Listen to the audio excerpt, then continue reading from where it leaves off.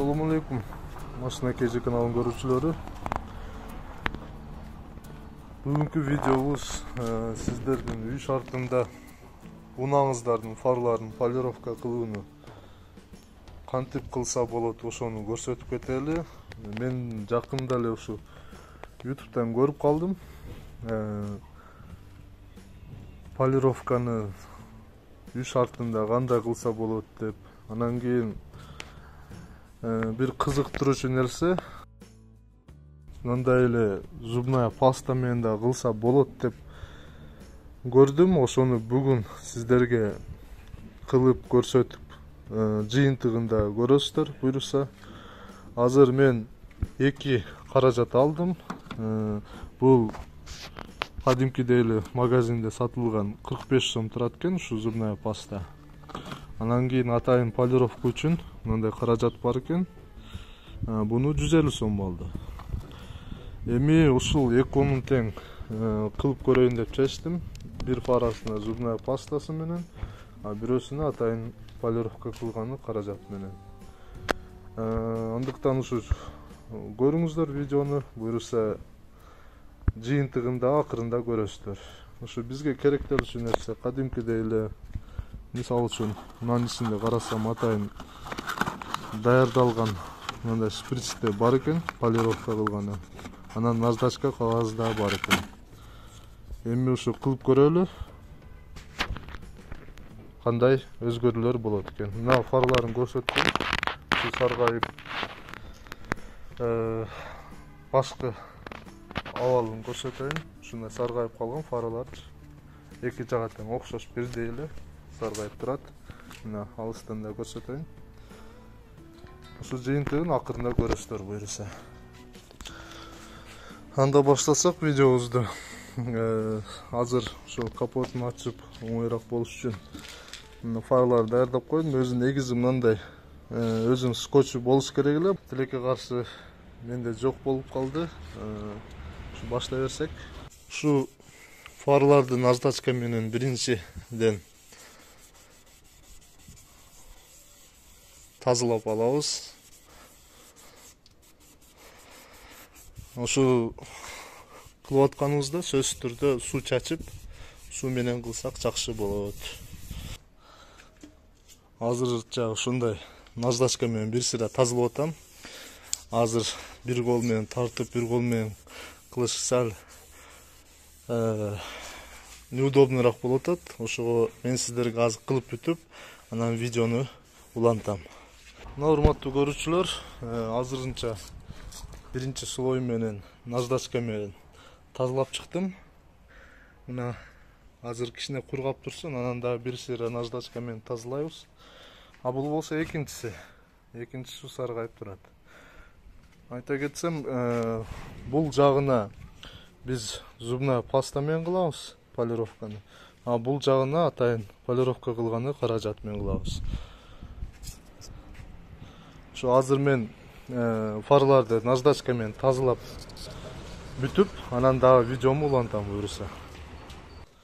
Мына урматтуу көрүүчүлөр, мына фарларды бир сыра наждачка менен арчып тазалап чыктык. Азыр бир аз кургагандан кийин полировканы берип, анан жыйынтыгын көрөбүз буйруса. Ошо айта кетейин, мына жака атайын каражат полировка кылган үчүн коебуз, а бул жака зубная паста коебуз. Азыр бул жакты кичине кургап баштады, ошон үчүн бозоруп калды. Анан кийин бул жак болсо азыр эми эле жууп бүттүк. Бул дагы эки жагы тең кургагандан кийин, анан кийин полировканы беребиз буйруса. Буйруса фарабыз да эки жактан кургады. Эми полировканы берип баштасак. Бул жака ушул атайын полировка кыла турган каражатыбыз менен кылабыз. Азыр бир сыра берип чыгайлы.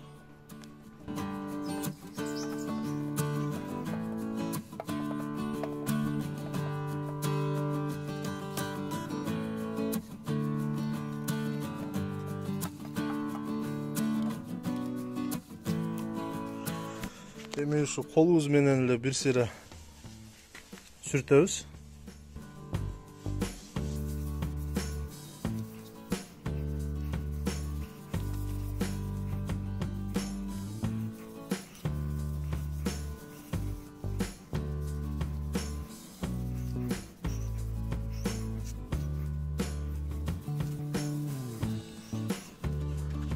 мындай жетпей калган жерлерге дагы бир сыйра кичинеден берип коебуз.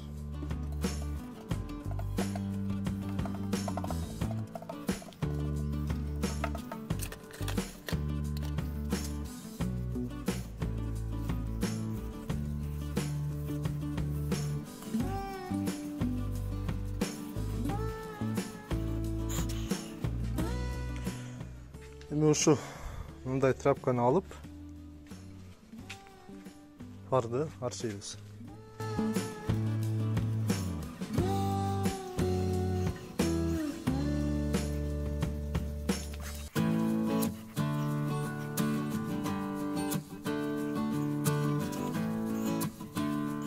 Айта кетсек, болушунча бир 5 мүнөтпү, 10 мүнөтпү сүртсөңүз эффекти жакшыраак болот деп көрдүм.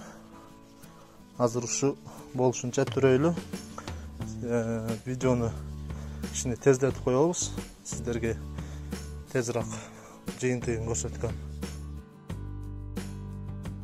Өзүңүздөр көргөндөй эле фарабыз жакшы мындай прозрачный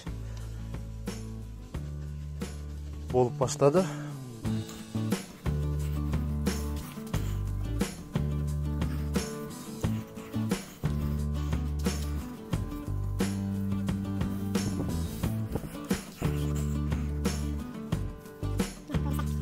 Кыйла агырганы билинип турат. Азыр дагы 2 слой дагы беребиз. 2 слойдон кийин буюрса результатын дагы көрсөтөм. Мына урматтуу көрүүчүлөр, биринчи слоюн бердим. Уже эле билинип турат, мына фарлардын кандай агарган, ичтери уже көрүнүп калды.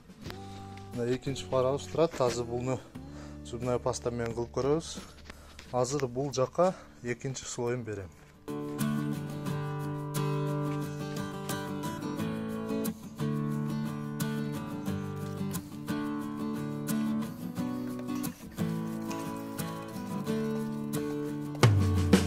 Бир шприц ушу бир фарага расчет алынган экен өзү. Негизи. Так, дагы бир сыйра саап чыгабыз.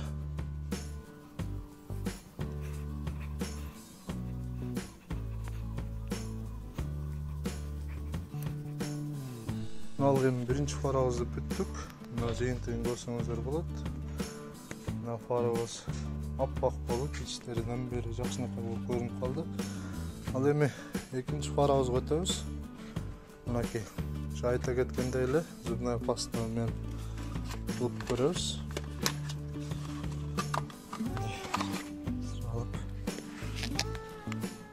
Мынакей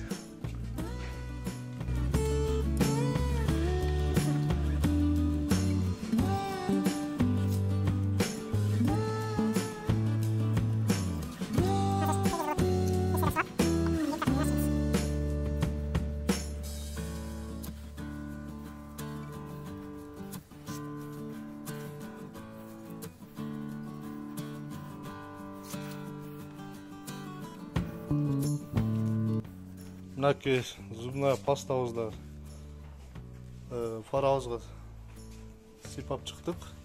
Мынакей турат. Мына биринчи фарабыз. Азыр эми буну арчыйбыз. Анын жыйынтыгын көрөбүз буюрса.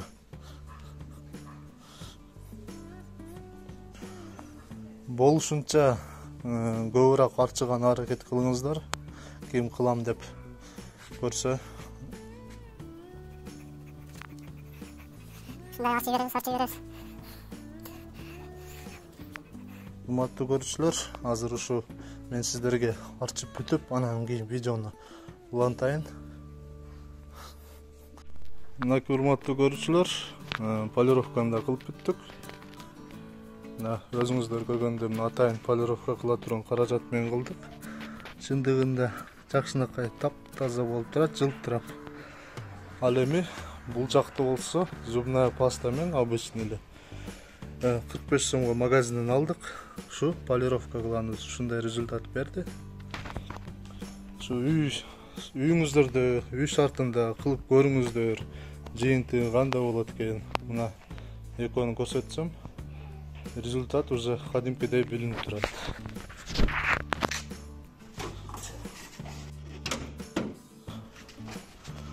Мынакей. Айырмасы анча деле билинбейт.